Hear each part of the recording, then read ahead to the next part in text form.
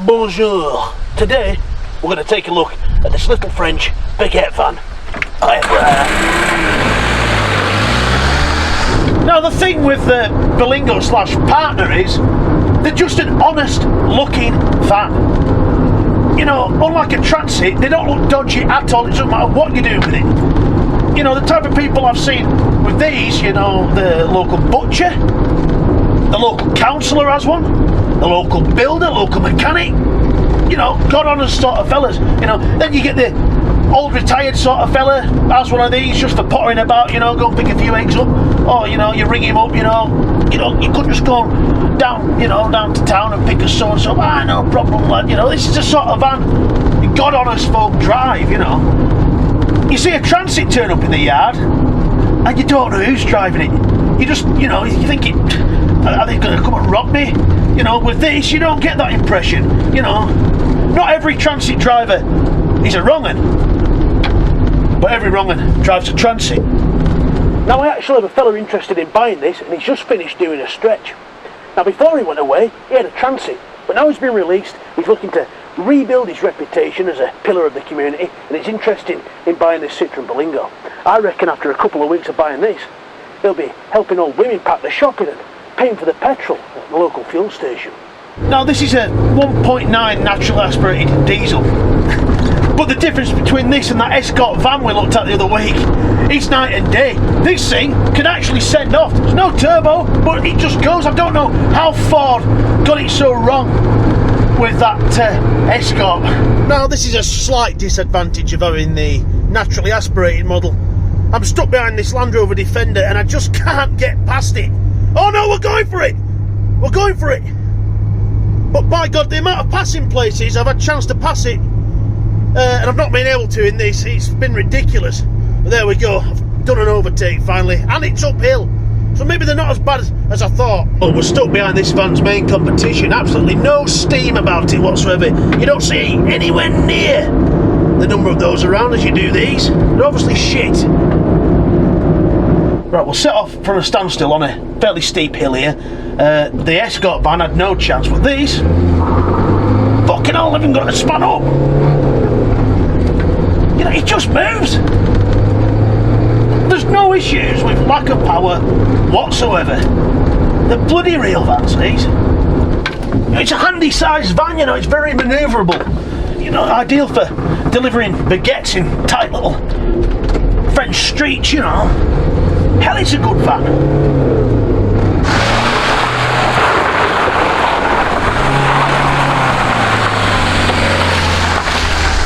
I tell you what else, you can tell it's French by just how swiftly it goes into reverse. It feels so French. You know, you even burst out into French songs sporadically, you know. Oh no, no, oh no, je ne regrette rien. You know. Now, one day I did start having some problems with this van.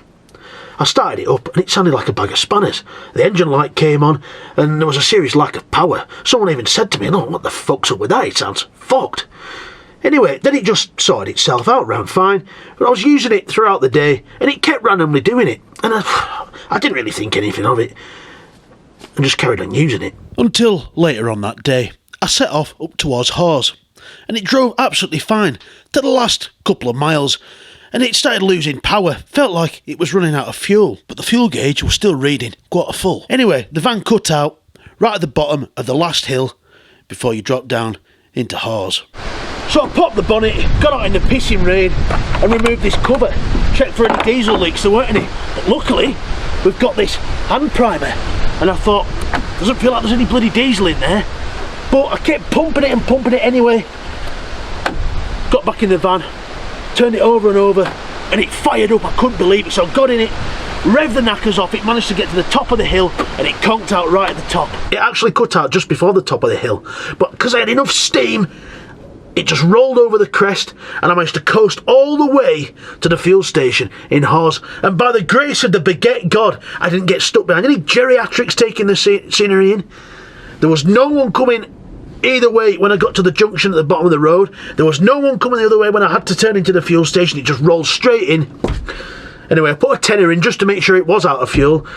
Well, it was, because the fuel gauge started working after I put that tenner in. It was on nearly nothing. It was empty. So anyway, I primed her up, started it up, and it's been fine ever since.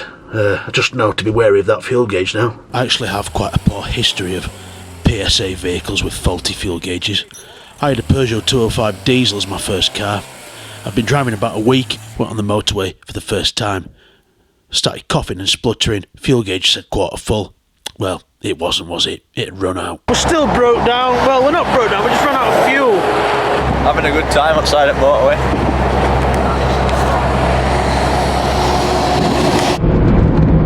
Maybe that noise wasn't anything to do with it running out of fuel. It started doing it again.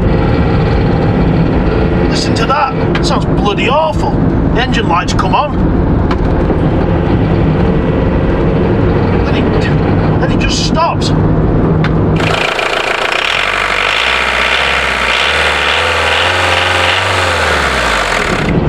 we go, it sounds normal now and the engine light's gone off. Let's just come back on! Yeah, it sounds rough again. Jesus Christ. Listen, I don't care, it's still running. Fuck them. Over the years I've bought and sold a lot of these vans, and I've known a lot of people that have had them as well. And really the only thing that goes wrong is the back axle sort of just goes fucked. But even then it doesn't stop them. I mean, there was a builder around here, I had one of these for years, and the back axle completely collapsed, but he was still driving around in it for a good 12 months. It didn't bother it one bit. I mean, he probably only stopped using it because someone told him, look, you know, you can't really drive that. That happened to me once actually. I had a Discovery 2 and the airbags went fucked at the back, and I was driving around village in it. Went to the fuel station and the copper was just pulling out. Anyway, he saw me and he come back in behind me. I thought, oh fuck. Anyway, he just pulled up next to me. He said, what the fucking hell are you doing driving that? He didn't try doing me or anything, you know, it was like he was disappointed. He just said, look, just take the fucking thing home and fix it. And that was that. Never heard about it again.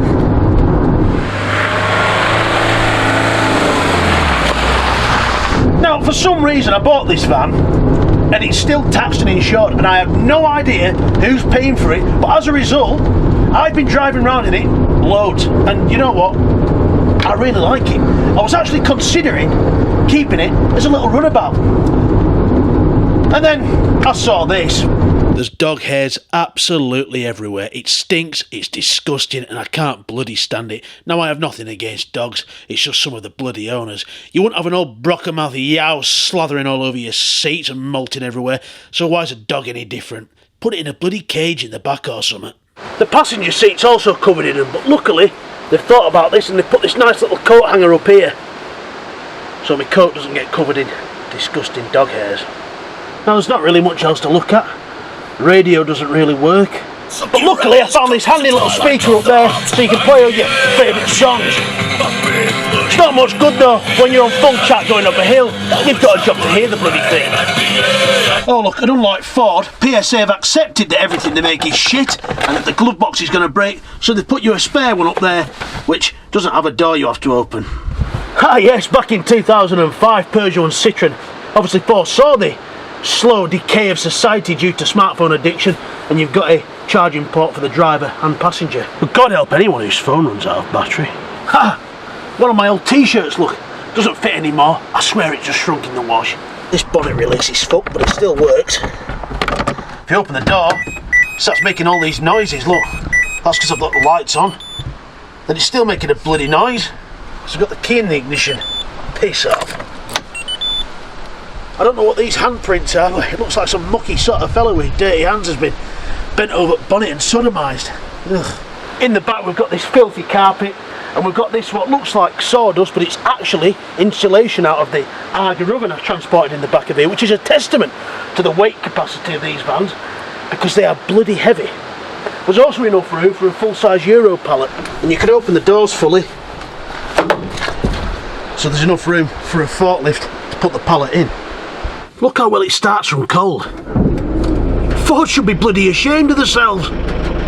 You know, you come up here, you get all these bloody arseholes in the custom camper vans and the tent boxes and stealth campers and this and that, spend thousands to come and sit here and sleep.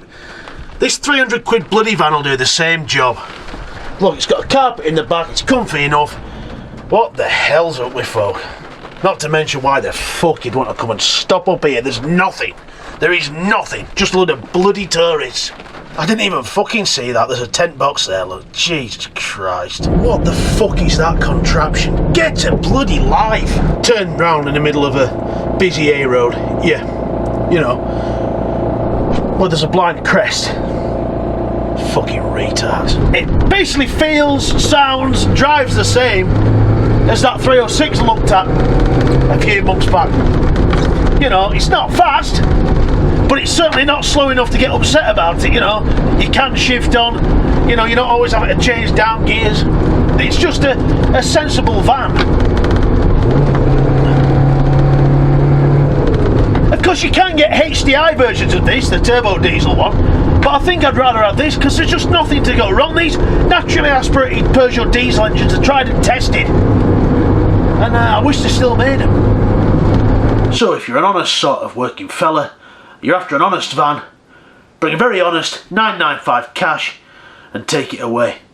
And no, there's no fucking warranty. Do I look like Arnold Bastard in Clark? Hey, and if I haven't bored you to death, go and have a listen to some of my bloody songs.